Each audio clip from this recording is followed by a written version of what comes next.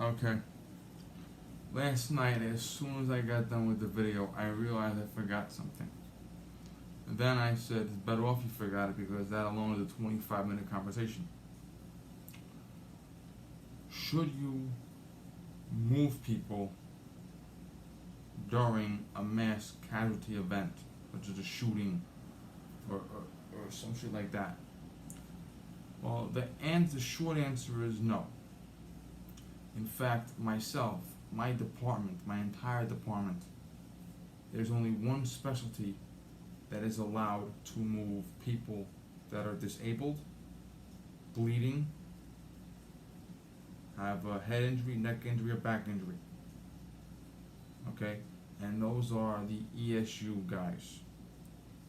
Because ESU, they have to be a full-fledged cop first, which includes testing, police academy, field training, probationary period, okay? Then they have to apply to a special school which teaches them hostage negotiation, hostage rescue, high profile arrests, anti-terrorism, and medical stuff. They are full-fledged paramedics. In fact, a lot of times the regular paramedics will not go near an injured suspect. So if the police shoot a guy and the guy goes down, most paramedics won't touch him if he's still alive. They'll let him fucking die. So the ESU guy comes in because he's a police officer and a paramedic. And when I had two guys on PCP, they sent an ESU cop, not a paramedic, for them. Because ESU can do medical procedures and also arrest if necessary. Now, when I took my medical class, I had to take a first aid class when I got my associate's degree many years ago. The class was taught by a paramedic, and when we did the CPR shit, she had another professor come in who's also a paramedic. And one thing they taught us is they, as paramedics, are not required to die for people. A paramedic can be giving you medical attention and the building can catch fire.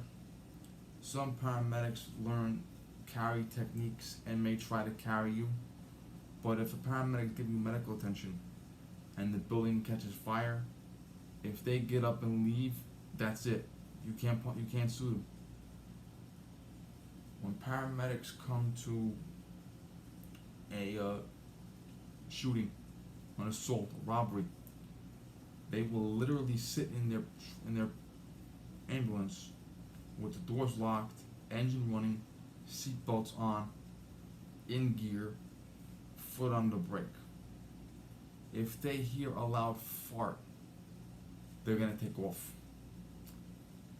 The police have to come in, search the entire area, come back outside, tell the paramedics the scene is safe, escort the paramedics inside, stand over them and protect them while they give medical attention, escort them back outside. If you have a mass shooting, that could take 8 hours. So, sometimes I might say if the shooter is definitely gone, or if the shooter has been killed, hopefully, maybe it's someone that a concealed carry or some shit killed the shooter, blah blah blah. You can just go outside, tell the paramedics it's safe to bring them inside, and have them take care of the person that's injured or people that are injured, and leave that to them. That's their job. However, if the scene is not secure, if the police have not come in yet, okay, even if the suspect has left the building, those paramedics might not want to come in. Unless you're going to literally pull a gun on them and hold them at gunpoint and force them in.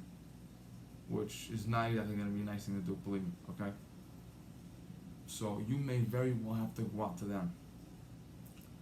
First and foremost, someone with an arm injury, make them walk. Okay? There is no reason for 5 people to be carrying a guy with an arm injury and leave guys with leg injuries and back injuries on the ground. Okay? If you got an arm injury, get up and walk. Okay? If you can stand, get up and walk. Don't give me that shit. Leg injury, you may have to take them, hold them, and do the hobbly hop. Okay, have 2 guys come and do the hobbly hop with them to get them out. Small people and women, you can carry them. Throwing someone over your shoulder, firemen's carry. If they have an injury here, on your shoulder, this is going to be exacerbating the injury.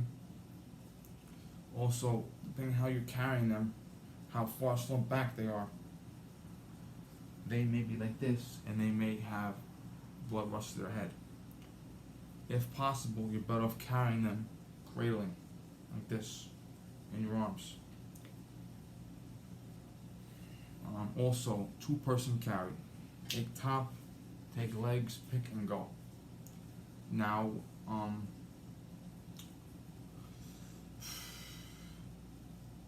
when I was a day camp counselor many years ago, we had campers that were wheelchair bound. We'd pick them up out of their wheelchair, put them in the pool's designated wheelchair, and roll them into the pool and push them out.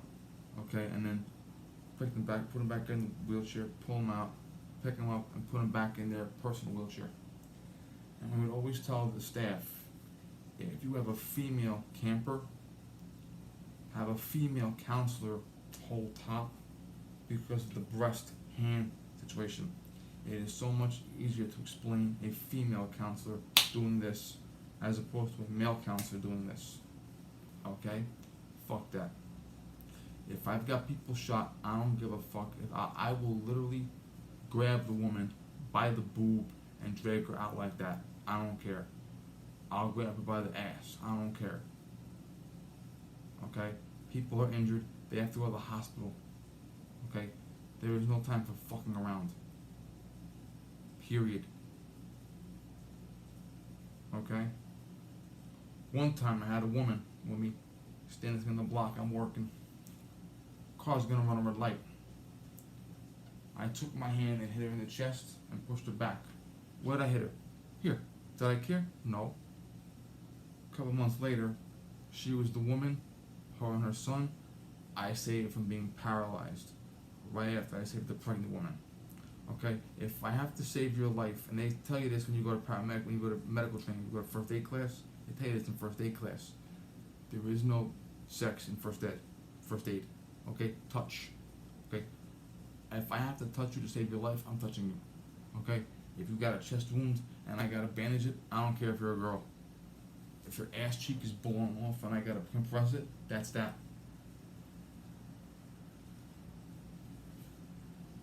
Another thing you can do.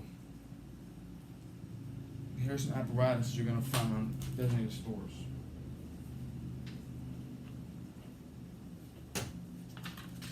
This is called a U-boat. Okay, it's used in the supermarkets to carry things. You put too much weight here, flips over. Not stable. This is called a hand jack. You take these 2 forks, put them into a wooden pallet, and take this handle and jack the handle. And it rises up and you roll it. This is called a power jack. I can use this, but you need a store employee to help you with this. This is motorized. You put a button, it rolls forward, put it in, lift it up, roll it back, it rolls faster. As opposed to pulling it, you just let it drive. Okay, you could now the wooden pallets you put these in, some of them are pieces of shit. And if you tell a guy, sit on this, it may break. Okay, I'm just telling you that. This. They have these in Home Depot. They have these in Costco. They have these in BJ's. And they had them in Sears. Sears closed down last week, by the way. But they had these in Sears for employees only.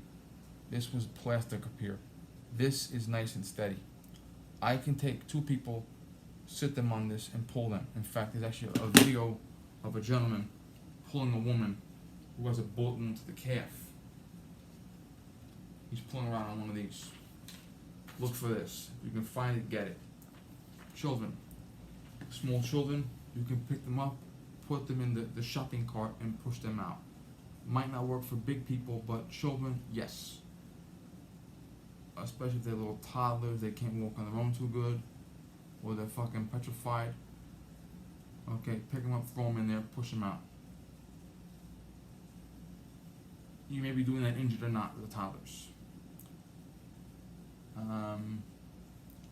Sleds. If you're in a store that is selling sleds in the wintertime, those big sleds, you can pull them and you can put people in them.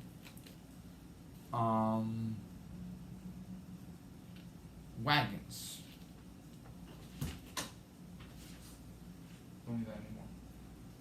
They have plastic wagons for little kids, which you can use, but they may have metal wagons, which are the old school wagons.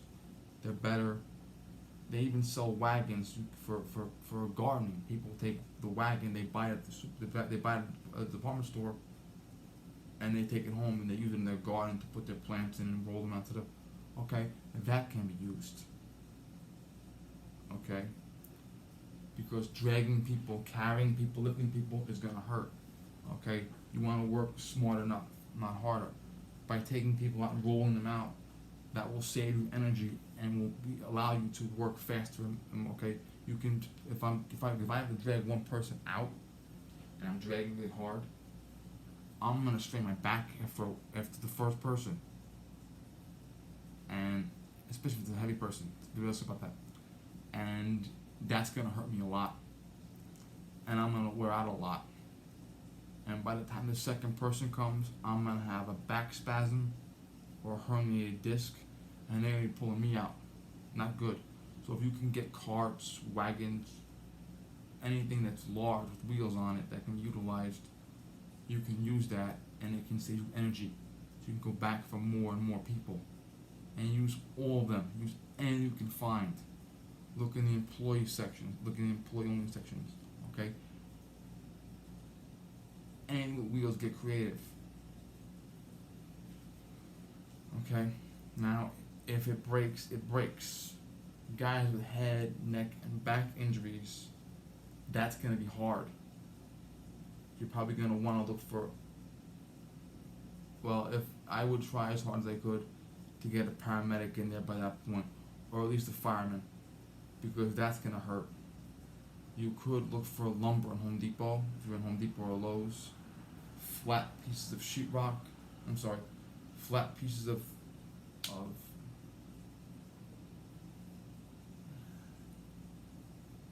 corkboard. Plywood.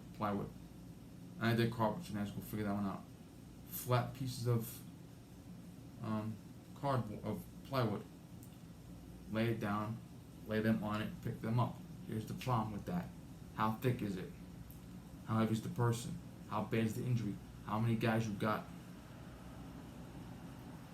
Might not be a good idea. With the really serious head, neck, and back guys, I would have to understand that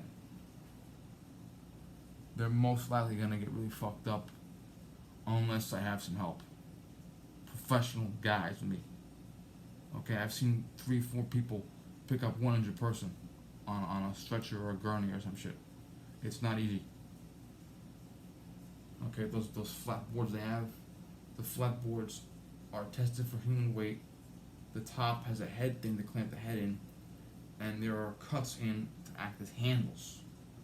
So you grabbing plywood is probably gonna be, okay, that's the last resort for me. I would do anything else but that. But then again, you got that question, are they gonna die before the paramedics get in here? There was a very, very famous scene from the Columbine shooting where the young guy was in the library, which was the heart of the shooting, and he had to drag himself out. He's all fucked up and shit. He's coming out the window, and the SWAT team grabs him. Yeah. Okay. Also, a lot of times when the cops come in, they'll have 10, 12 cops together with all their body armor and shit on, rifles and shit, and they'll search the place very, very gradually and they'll look under every little nook and cranny for the suspect or suspects. Depending on their intel, they may get to you last. Yes, unless someone has told them, hey, I got 5 injured guys in this back storeroom, get here now, and they'll try as hard as they can to get there for you. But if they're doing the pie slice and shit, it's gonna take a while. Tourniquets. I was talking to Benny Glossop earlier. He gave me some good advice on how to find tourniquets online. Because I said I want to get a little pouch that I can carry, as opposed to a big fucking bag. Okay, there's a couple of tourniquets and chest compressors in it. He gave me some advice to go on Amazon. I'll look later if I can. If you don't have a tourniquet, make one. Bed sheets, towels, your belt, your shirt, okay, tight. Well, you have germs on your hands, you have germs on your shirt, germs on your belt. Do they want to bleed to death? Because when Eric, my Iraq veteran, had a medical guy on, the question was, if I touch them in this manner, they may get an infection. If I get them to the hospital, I can give them antibiotics. If they bleed to death first, it doesn't matter.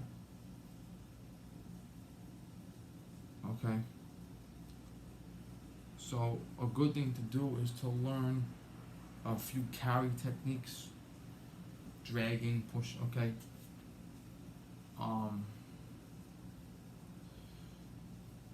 Figure out when you get to the store, the supermarket, the department store, what wheeled things are available. Okay, look around and look for the employee-only shit. Because in aftermath of a shooting, I don't give a fuck what says employees only, I'm taking it. Okay, also motorized carts. They have motorized carts for disabled customers. I've seen them. I've used them. I've had to get them out of the parking lots. I've done that shit. You operate that with your hand. You put a little key in, and they're like a scooter. Guy's got a leg injury. Bring on a motorized cart. Tell him to sit in it, and tell him to use his hand to wheel himself out. Or if he can't, stand next to him and help him with it. Okay, that's wheeling him out as opposed to having to drag him or carry him. You might even be able to take 2 shopping carts, especially the BJ shopping carts, the big ones. You might take 2 shopping carts, put them together, put a pallet or board on top of it, and use that. Okay, where do you find pallets and boards? You know the display in the supermarket? You know the supermarket, right? At the end of the aisle, they have stacked soda, stacked tuna fish. Okay, well in the stacks there are plates. They're wooden plates. They're about as tall as I am. Knock all that shit out. Pick the pallet up, the plate, put the plate over the shopping cart, and pick guys up and put them on that, wheel them out. Have 2 guys push out, and have 1 guy stand and hold and make sure they don't fall off. Okay, also, depending on how dangerous it is, you may need to search people. Where do you look? Everywhere a body can be found.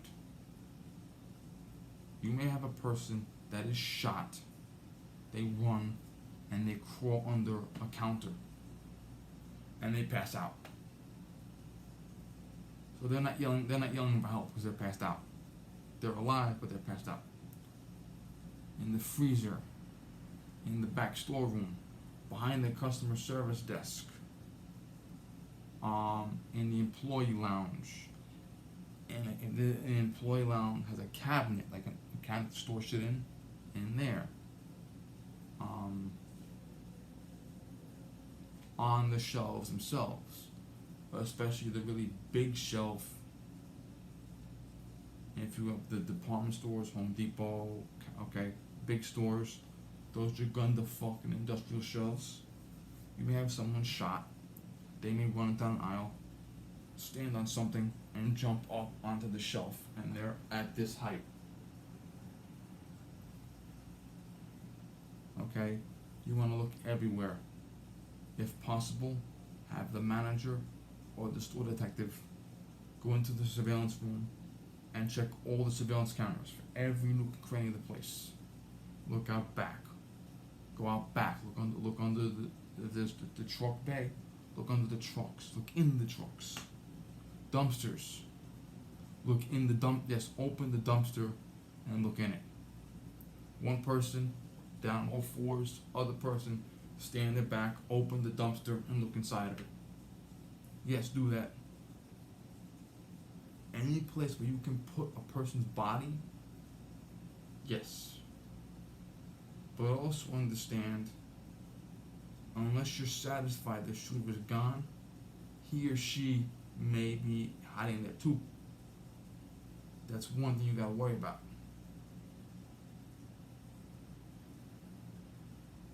But yes, and just be creative.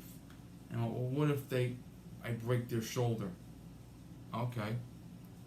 Are they in the hospital? Yes. Are they gonna survive? Yes. Who gives a fuck? I would much rather find out later that you broke my shoulder and I gotta have life-altering bodily injury, but I'm alive. I would much rather be that way. I was hit, I went down, you dragged me, I got some really nasty cuts on my back, but I survived. Fine.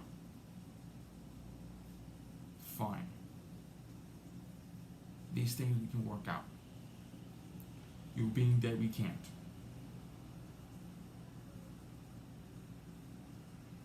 Food for thought. Thank you.